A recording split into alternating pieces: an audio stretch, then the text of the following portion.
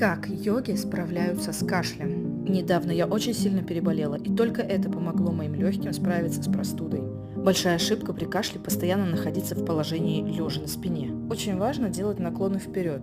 Их существует довольно большое количество. Некоторые из них представлены на видео, и вы можете почитать поподробнее в описании. Грудная клетка должна быть направлена вниз, и тогда облегчается выход мокроты. Для опытных идеальны перевернутые позы. В целом, такие положения не дают воспалению опуститься ниже и существенно улучшают ситуацию. Ставьте лайки, и я выложу полное видео с рекомендациями и инструкциями. Подписывайтесь и будьте здоровы!